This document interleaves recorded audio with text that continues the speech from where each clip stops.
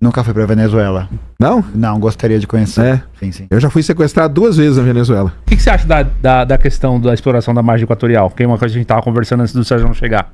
O Sérgio também tem falado bastante disso, né? Ah, tenho, né, cara? Não, cara, é aquilo lá, eu já expliquei o negócio da margem equatorial, cara. Enquanto não...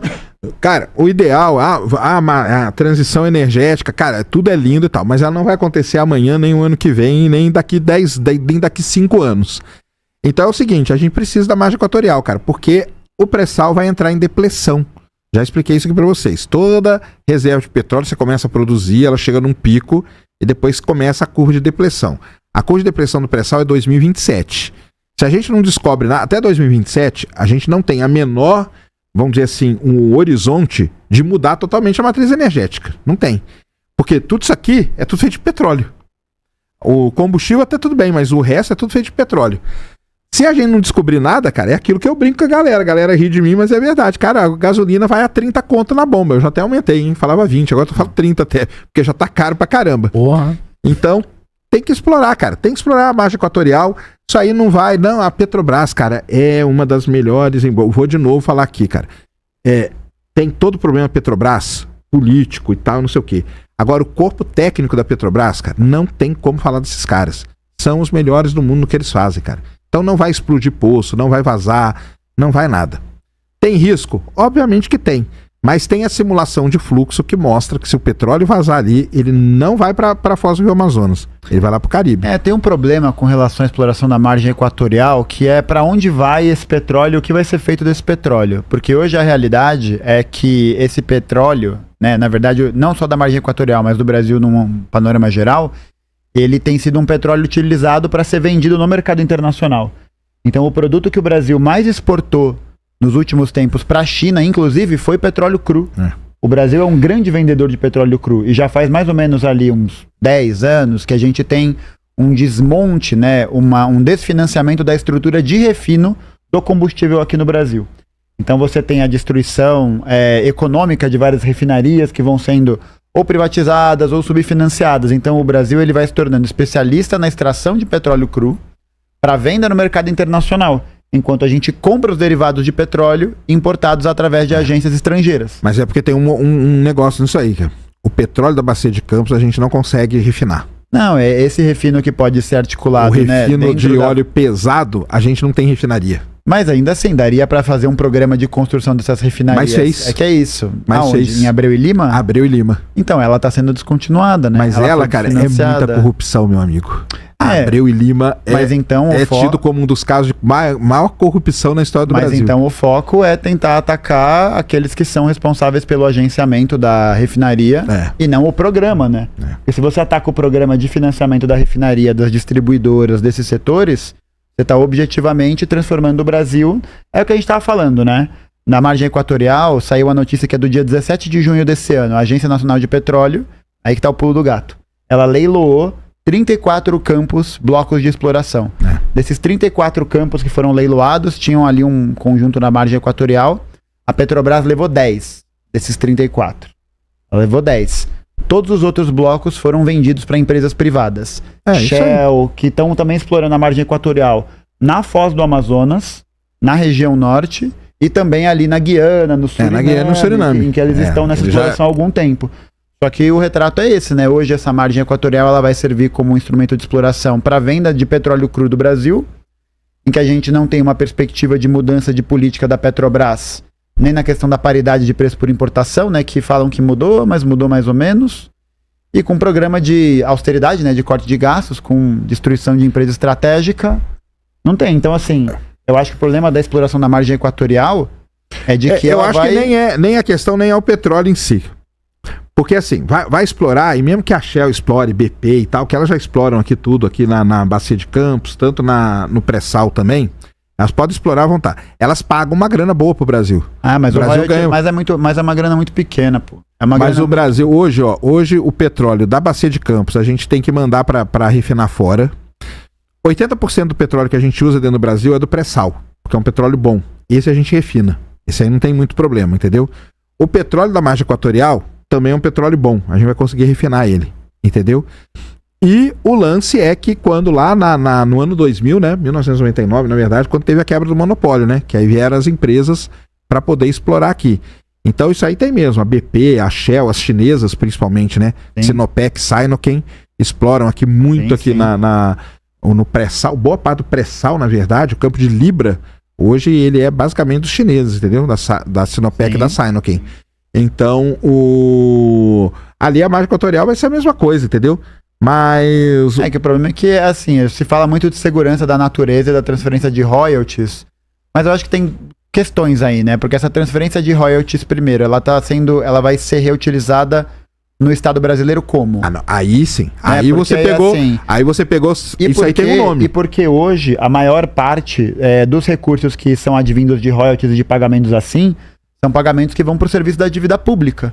São pagamentos que vão para o serviço da dívida daqueles que são compradores de título do Tesouro. Isso aí é o que eu falo sempre aqui, cara. Existe um negócio chamado a maldição do petróleo. A maldição do petróleo é exatamente isso aí. O dinheiro É o que vem, fazer mas com o não dinheiro. chega na mão do Exatamente. A maldição do petróleo se chama capitalismo dependente. Esse é o nome da maldição do petróleo, capitalismo dependente. Mas é uma coisa bizarra, porque é muito dinheiro pra não chegar no povo, né? Não chega, cara. Mas- Não chega. Pega Macaé, cara. Macaé era pra ser a cidade mais linda do mundo, cara. Vai lá em Macaé. Rio de Janeiro, por quê? Royalty da Bacia de Campos, quase todo Sim. pra ela. Sim. Vai lá em Macaé, cara. Eu fiquei em Macaé quase 10 anos. Mas esse é É um um lugar retrato. mais feio do A maior parte. É sempre esse caso. As cidades que são próximas de grandes polos industriais dessa produção, desse tipo de lógica, são sempre muito empobrecidas. Muito empobrecidas. A Venezuela inteira, cara. Tipo, Vai em Maracaibo, cara. Eu fui pra Maracaibo várias vezes, cara. Trabalhei lá no Lago de Maracaibo. Embarcado lá. Vai na cidade de Maracaibo. Cara, cidade de Maracaibo era pra ser uma das cidades mais... Maracaibo, Macaé, entendeu? Quando que você foi pra Maracaibo? Eu trabalhei na Venezuela, cara, até 2015, 16. Eu trabalhei na Era um Venezuela. momento ali que tem uma crise mais severa lá mesmo. Terrível. Não, eu trabalhei Mas terrível. e Eu ia até- trabalhar escondido dentro do carro. Não, e é interessante que na Venezuela eles tiveram uma inversão desse processo. Essa grande briga que hoje o Trump realiza contra a Venezuela, nessa tentativa de, enfim, né, criar tensões geopolíticas locais, é porque a Venezuela é o segundo, se não me falha a memória, a maior. Né? É a maior reserva de petróleo maior do reserva mundo. de petróleo do mundo.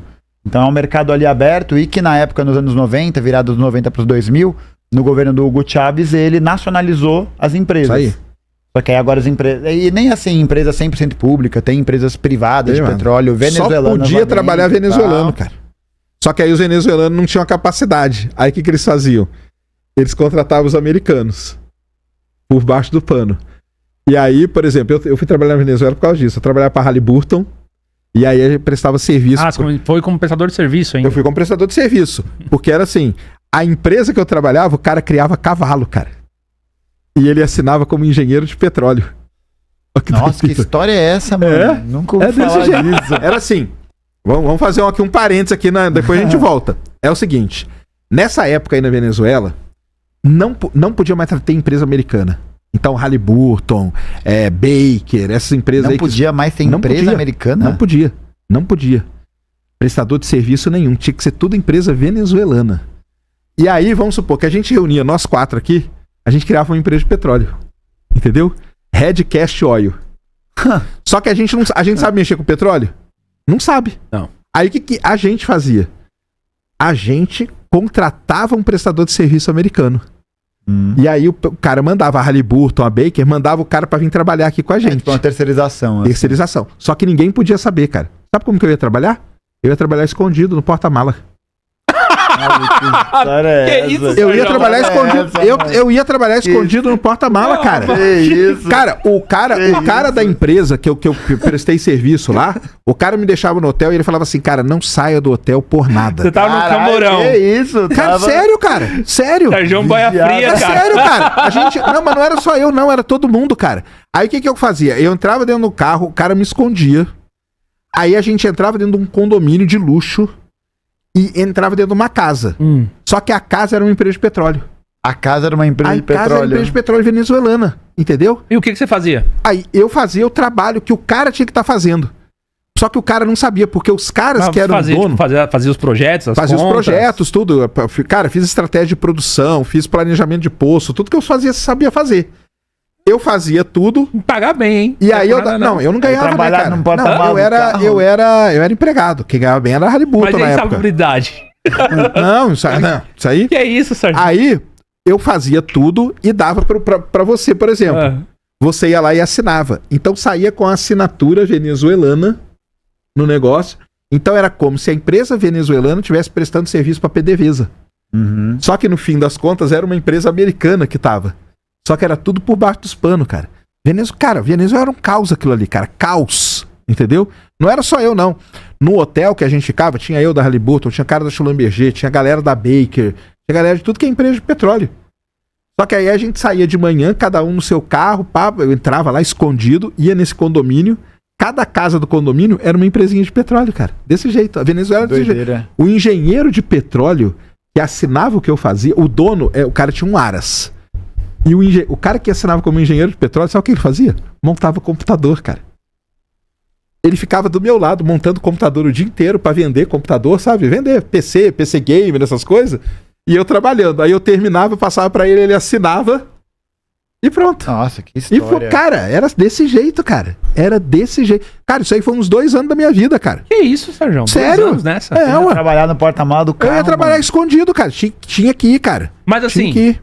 tá, Era proibido, cara. Mas Por causa desse negócio do Gustavo, da nacionalização. Mas Ele por não que que deixava. mas por que você não poderia circular no país? Não.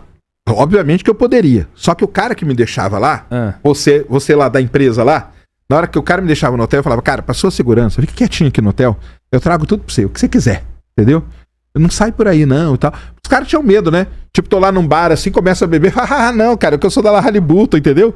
E tal, e aí tá um cara do venezuelano lá do meu lado e me denuncia, entendeu? Então, cara, tinha isso aí. Nossa, relato de espionagem, assim. nunca Essa tinha época ouvido da- falar. agora da você vai nacionalização era confirmar isso, cara. a tese de você ser agente da CIA. Não, cara, não era gente da CIA, cara. Eu trabalhava Essa aí, essa é a novidade. Essa gente. é a novidade Esse do o anúncio, podcast. é. Eu trabalhei pra Haliburton, trabalhei pra uma empresa norueguesa chamada Roxar também, que ela também era contratada tudo por baixo dos panos, cara. E não era só isso, era todos. Foi nesse período aí, período da nacionalização, entendeu? Meu É, Deus. que na sonorização começa bem antes, né? Não, Não, mas isso aí era 2000 e... Então, eu trabalhei ali, foi 2008, 2009, 2010. Isso eu tava na Venezuela. Tava trabalhando lá. E tinha esse negócio aí, cara. Ah, loucura isso aí. Trabalhei em Maracaibo muito tempo mesmo, no lago lá. Nunca fui pra Venezuela. Não? Não, gostaria de conhecer. É. Sim, sim. Eu já fui sequestrado 2 vezes na Venezuela. Que isso, Que isso, cara. Sérgio? Que isso. Eu tenho muita história com a Venezuela, cara. Pô, Porque tem é o se seguinte- bem Que ano dizer, isso, mano, velho? que isso? Todo esse período aí, cara. Porque é o seguinte, o sequestro Não, foi que depois. história é O sequestro essa? foi depois. Eu trabalhava para essas empresas de petróleo meio que representando eles na América Latina. Então eu tinha que viajar a América Latina. Então eu viajava Venezuela, Bolívia, Colômbia, entendeu? Argentina. Então eu passava o mês viajando e visitando empresas de petróleo. Vendendo software de petróleo, vendendo serviços das empresas. Essa era a minha vida nessa época de trabalhando com petróleo. Meu, era melhor trabalhar embarcado. Não é isso. Depende. Não é não, cara. Não é não. Eu fico lá num lugar, lá no meio do mar. Ah, não é nem ferrando. Tem- Não é. Tem tubarão Não é. do lado, tem... Não é. Não é não? Não é. Tem certeza? Certeza absoluta. Tem Eu trabalhei nos tornado, o dois, que mais velho. tem? Eu trabalhei nos furacão, né, cara? Só o furacão já tá bom, né? Tá bom. Já tá bom, né? Trabalhei na Venezuela um bom tempo, cara. É, mas eu acho que é isso, sim. O grande problema é que a gente não vai ter esse movimento aqui no Brasil, né? De nacionalização do Não, recurso do petróleo não para vai, poder não vai. trazer ele como investimento. Eu acho que esse é o problema, porque aí a exploração da margem vai ser para vender o petróleo cru para fora, Cara, não, eu acho que como não. era. É o que tá se desenhando. Esse petróleo da margem equatorial Não, dá é pra petróleo refinar. bom, dá pra refinar. Então, dá pra refinar, mas a gente tem capacidade... Hoje, quantas refinarias Tem. em atividade a gente tem? Não, tem bastante. Porque a refinaria, cara, o negócio dela é o tipo de refino que ela consegue fazer. O petróleo da Bacia de Campos ele é muito ruim. Quando você tira ele é tipo um asfalto. Ele sai um asfalto assim. Entendi. Esse petróleo, o Brasil não. Por isso que a gente comprou Passadina. Já expliquei aqui pra galera. A compra de Passadina, na teoria, foi perfeita. O problema foi a prática dela. Mas ela foi perfeita, porque a refinaria de Passadina era uma refinaria que processava o óleo pesado do Golfo do México e a gente ia colocar ali o petróleo do Brasil para ser processado. Show de bola. O problema é a loucura que os caras fizeram com Passadina, entendeu? E a gente não tem. Aí começaram a investir em Abreu e Lima.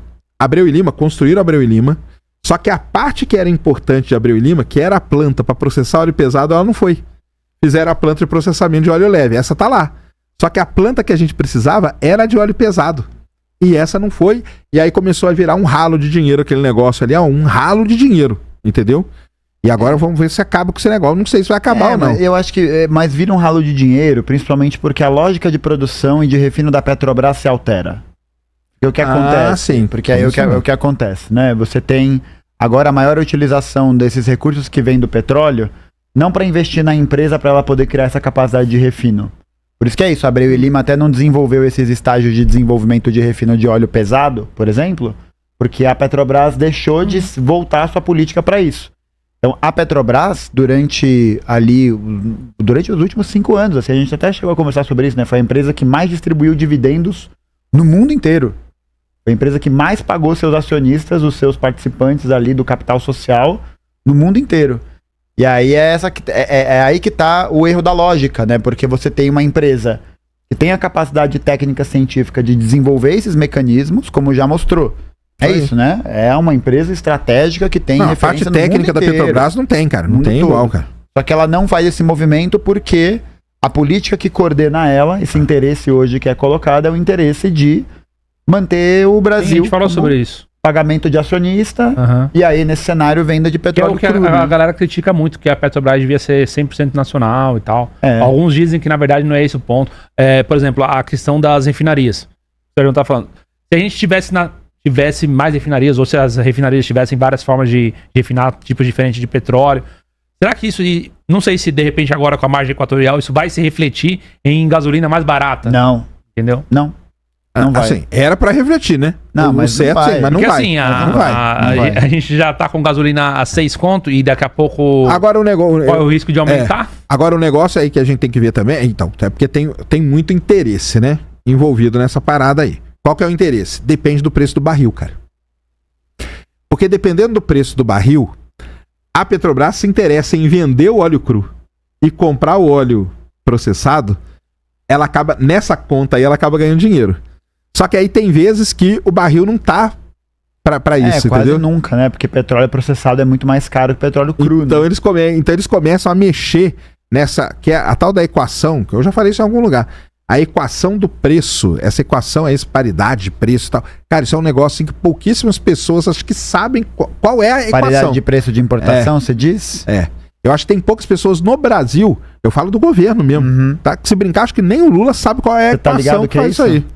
Paridade de preço de importação? Sei, que foi o Temer que modificou, porque foi naquela época que teve a crise do governo Dilma. Isso. E aí parte da questão do governo Dilma tem a ver com a Petrobras, né? Que a crise... Entrou a crise do preço do barril de petróleo, com a crise da Petrobras, ações caindo, e a Dilma ela fez um congelamento, né? Ela fez uma forma artificial de deixar o combustível barato num determinado momento. Subsidiou o combustível. Isso. Né? E aí, esse tipo de questão, pra combater, ele foi lá e colocou a questão da paridade de mas aí que tá o problema. E aí que tá o pulo do gato, né? Porque se você parar pra pensar, esse tipo de política ele serve muito bem pra países que não produzem petróleo, que não têm capacidade de produção. O Chile, por exemplo, ele adota o programa de PPI, porque pra ele faz mais sentido negociar de acordo com as cotas internacionais, porque é que ele acessa. Enquanto a gente, que é um país que teria a capacidade de produção de autossustentável de petróleo, de refino, pelo menos cru, a gente faz esse preço do mercado internacional. Então por isso que é uma parada que é irracional, assim, que é ilógica, porque a gente teria essa capacidade interna. E é isso, para desenvolvimento, assim, pra gente poder isso aí com certeza, acelerar isso, mas é aí que tá Eu participei muito ativamente da descoberta do pré-sal, entendeu? E participei muito... Cara, quando apareceu o pré-sal, é aquele momento da terra... Vamos voltar nas terras raras aqui, hein? A gente fala e não para de falar nisso. É mais um momento que o Brasil tá tendo a chance. Que tá passando aqui, ó, na nossa frente, ó. O pré-sal foi esse momento aí. Passou na nossa frente, aí fizeram tudo isso aí que fizeram aí, porque deu o que deu, né? Entendeu? Gostou? Inscreva-se e venha debater conosco. Canal Voz e Argumento.